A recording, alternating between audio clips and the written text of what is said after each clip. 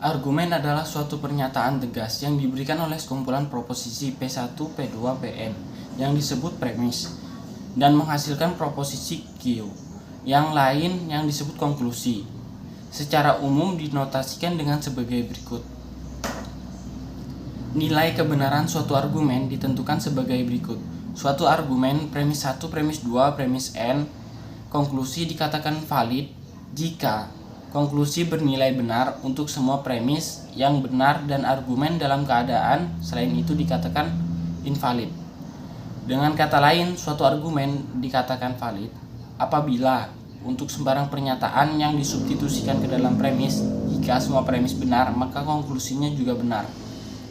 Sebaliknya, jika semua premis benar tetapi konklusinya ada yang salah, maka argumen tersebut dikatakan invalid. Argumen adalah suatu deret proposisi yang dituliskan dengan sebagai premis 1, premis 2, premis N, konklusi. Yang dalam hal ini, premis 1, premis 2, premis N disebut hipotesis dan Q disebut konklusi. Jadi suatu argumen dikatakan valid jika dan hanya jika proposisi premis 1, premis 2, premis N, konklusi adalah sebuah tautologi. Contoh 1. Premis P1. Jika Office dan Delphi diperlukan, maka semua orang akan belajar komputer. P2. Office dan Delphi diperlukan, konklusi. Q. Jadi, semua orang akan belajar komputer jika ditulis dalam bentuk notasi logika. Misal, P. Office dan Delphi diperlukan. Q. Semua orang belajar komputer, maka argumen di atas dapat ditulis P1 sama dengan P ke Q. P2 sama dengan P. Q sama dengan Q. 2. Misal P. Saya suka kalkulus. Q. Saya lulus ujian kalkulus, maka argumen P1. Jika saya suka kalkulus, maka saya akan lulus ujian kalkulus. P2. Saya lulus ujian kalkulus. Q. Saya lulus ujian kalkulus. Notasi dapat ditulis P1 sama dengan P ke Q. P2 sama dengan Q. Q sama dengan P. Untuk mengetahui suatu argumen apakah valid atau tidak, maka dapat dilakukan langkah-langkah sebagai berikut. 1. Tentukan premis dan konklusi argumen. 2. Buat tabel yang menunjukkan nilai kebenaran untuk semua premis dan konklusi. 3. Carilah baris kritis, yaitu baris di mana semua premis bernilai benar. 4. Dalam baris kritis tersebut, jika nilai kesimpulan semuanya benar, maka argumen tersebut valid. Jika di antara baris kritis tersebut ada baris yang nilai konklusinya salah, maka argumen tersebut tidak valid. Contoh, tentukan apakah argumen berikut ini valid atau invalid. P1, P, Q, R, P2, R, Q, P, Q. Penyelesaiannya sebagai berikut.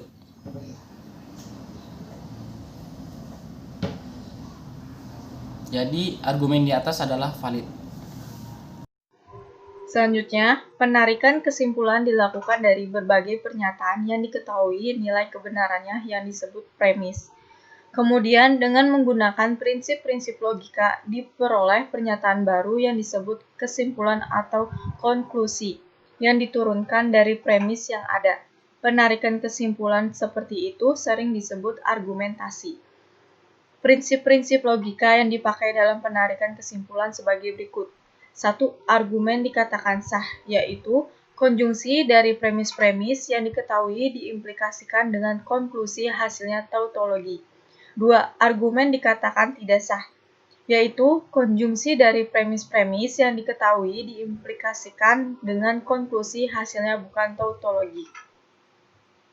Jika premis-premis diketahui adalah P dan Q dan konklusinya R, maka prinsip-prinsip logika tersebut dapat dinyatakan dengan premis-premis dan konklusi sebagai berikut. 1. Argumentasi yang sah. P dan Q, maka R sama dengan tautologi. 2. Argumen yang tidak sah. P dan Q, maka R tidak sama dengan tautologi. Jadi, suatu argumentasi dikatakan sah jika premis-premisnya benar, maka konklusinya juga benar. Jika premis-premis yang diketahui adalah P dan Q, dan konklusinya R, maka argumentasinya disajikan dalam susunan sebagai berikut. Premis 1 P, premis 2 Q, konklusinya R. Pernyataan P disebut premis 1 dan pernyataan Q disebut premis 2. Tanda menghasilkan dibaca jadi atau oleh karena itu. A. Modus ponen. Modus ponen atau penalaran langsung adalah salah satu metode inferensi di mana jika diketahui implikasi bila P maka Q yang diasumsikan bernilai benar dan antecedent P benar. Supaya implikasi P maka Q bernilai benar, maka Q juga harus bernilai benar. Modus ponen disajikan dalam susunan sebagai berikut. Premis 1, P maka Q. Premis 2, P konklusi menghasilkan Q. Prinsip-prinsip logika yang dipakai dalam modus ponens adalah P maka Q dan Q maka Q. Modus ponens dikatakan sah jika pernyataan P maka Q dan P maka Q, maka hasilnya sebuah tautologi. Dengan demikian, untuk menguji sah atau tidaknya modus ponens dapat ditentukan dengan menggunakan tabel nilai kebenaran. Perhatikan contoh berikut. P1. Jika air laut surut setelah gempa di laut, maka tsunami datang. P2. Air laut surut setelah gempa di laut. P maka Q. P menghasilkan Q. Q itu jadi tsunami datang. Penyelesaian. Misalkan P adalah proposisi air laut surut setelah gempa di laut dan Q adalah proposisi tsunami datang. Tabel kebenarannya adalah sebagai berikut. Selanjutnya saya akan membacakan presentasi. Nilai kebenaran pada kolom terakhir menunjukkan bahwa kurung buka P, Q, kurung tutup, P, kurung tutup, Q adalah sebuah tautologi, jadi modus ponens adalah argumentasi yang sah. B. Modus tollens. Bentuk modus tollens mirip dengan modus ponen. Hanya saja premis kedua dan kesimpulan merupakan kontraposisi premis pertama modus ponen. Hal ini mengingatkan bahwa suatu implikasi selalu ekuivalen dengan kontraposisinya. Jadi diketahui premisnya P, Q, dan Q, maka dapat diambil kesimpulan konklusi P. Menarikan kesimpulan seperti itu disebut dengan modus tollens atau kaidah penolakan. Modus tollens disajikan dalam susunan sebagai berikut. Premis 1, P, Q, premis 2, Q, konklusi P. Prinsip-prinsip logika yang dipakai dalam modus ponens adalah P, Q, Q, P. Modus ponens dikatakan sah jika pernyataan P, Q, Q, P. Maka hasilnya sebuah tautologi. Dengan demikian, untuk menguji sah atau tidaknya modus ponens dan ditentukan dengan menggunakan tabel nilai kebenaran. Selanjutnya, periksa contoh berikut. Periksa kesalahan argumen berikut ini. P1 jika lebih kecil dari P dari 4, maka 5 adalah bilangan prima. Kedua, 5 adalah bukan bilangan prima. Q jadi 5 tidak lebih dari kecil P. Penyelesaian P sama dengan 5 lebih kecil dari 4, Q sama dengan 5 adalah bilangan primanya. Kedua, kebenarannya seperti ini. C. Penambahan disjunctive addition. Inferensi penambahan disjunctive berdasarkan atas fakta bahwa suatu kalimat dapat digerakkan dengan penghubung V. Alasan adalah karena penghubung V benar besar jika salah satu komponennya benar besar. Misalnya saya meletakkan langit berwarna biru benar besar, kalimat tersebut tetap akan benar besar jika ditambahkan kalimat lain dengan penghubung V. Misalnya langit berwarna biru atau bebek adalah binatang musuh.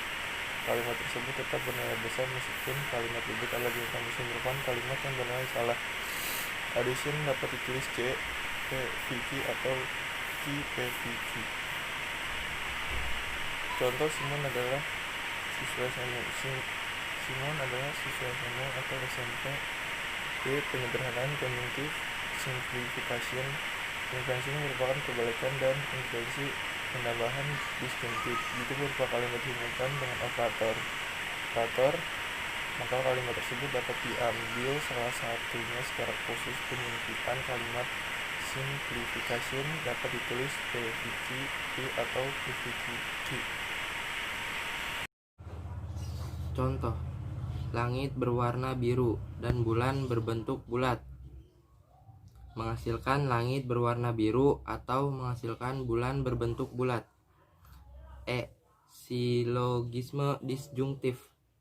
Prinsip dasar silogisme disjungtif silogisme adalah kenyataan bahwa apabila kita dihadapkan pada satu di antara dua pilihan yang ditawarkan, A atau B, sedangkan kita tidak memilih atau tidak menyukai A, maka satu-satunya pilihan adalah memilih B. Begitu juga sebaliknya. Silogisme disjungtif dapat ditulis P dan Q negasi P menghasilkan Q, atau P dan Q negasi Q menghasilkan P. Prinsip-prinsip logika yang dipakai dalam silogisme hipotesis adalah P dan Q dan negasi P maka P. Silogisme dikatakan sah jika pernyataannya P dan Q dan negasi Q maka P, maka hasilnya sebuah tautologi. Dengan demikian, untuk menguji sah atau tidaknya silogisme disjungtif dapat ditentukan dengan menggunakan tabel nilai kebenaran C. Perhatikan contoh berikut.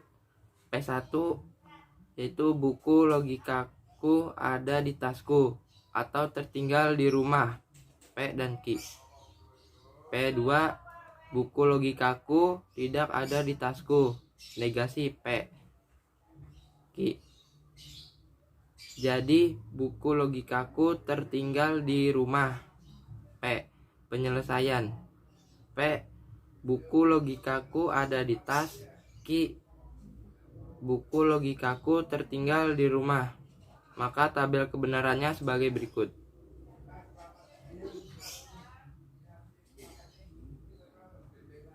Nilai kebenaran pada kolom terakhir menunjukkan bahwa P dan Q dan negasi P maka Q tautologi. Jadi silogisme disjungtif adalah sebuah argumentasi yang sah. Contoh lain, P1 sama dengan saya pergi ke Mars atau ke bulan. P2 saya tidak pergi ke Mars. Q menghasilkan saya pergi ke bulan. F. Silogisme hipotesis atau transitivity. Prinsip silogisme hipotesis adalah sifat transitif pada implikasi. Jika implikasi P maka Q dan Q maka R keduanya bernilai benar, maka implikasi P maka R bernilai benar pula. Silogisme menggunakan sifat menghantar atau transitif dari pernyataan implikasi. Transitivity dapat ditulis premis 1 P maka Q, premis 2 Q maka R. Konklusi menghasilkan P maka R. Prinsip-prinsip logika yang dipakai dalam silogisme hipotesis adalah P maka Q dan Q maka R maka Q maka R.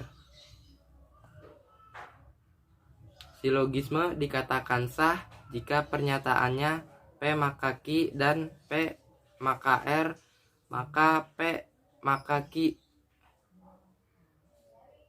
P maka R, maka hasilnya sebuah tautologi. Dengan demikian, untuk menguji sah atau tidaknya silogisme dapat ditentukan dengan menggunakan tabel nilai kebenaran. Perhatikan contoh berikut. P1. Jika Arimbi selesai makan, maka ia mengantuk. P2. Jika ia mengantuk, maka ia akan tidur selama 5 menit. P maka Q, Q maka R. Q sama dengan jadi jika Arimbi selesai makan, maka ia akan tertidur selama 5 menit. P maka R. Penyelesaian P Arimbi selesai makan, Q Arimbi mengantuk, R Arimbi akan tidur selama 5 menit. Tabel kebenarannya sebagai berikut.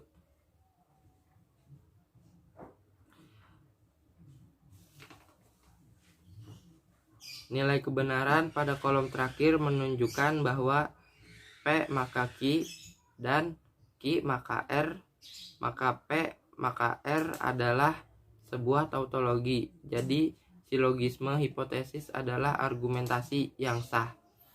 Contoh lain yaitu P1. Jika hari hujan maka tanahnya menjadi berlumpur. P2. Jika tanahnya berlumpur maka sepatu saya akan kotor. Kan Q menghasilkan jika hari hujan maka sepatu saya akan kotor. G. Konjungsi.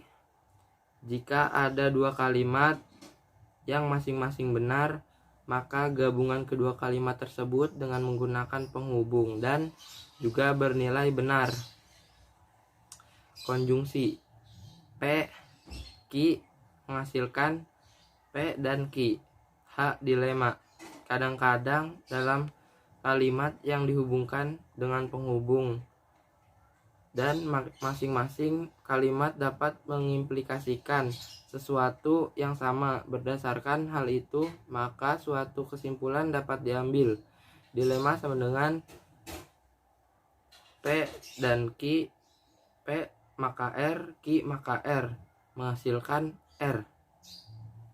Terima kasih. Wassalamualaikum warahmatullahi wabarakatuh.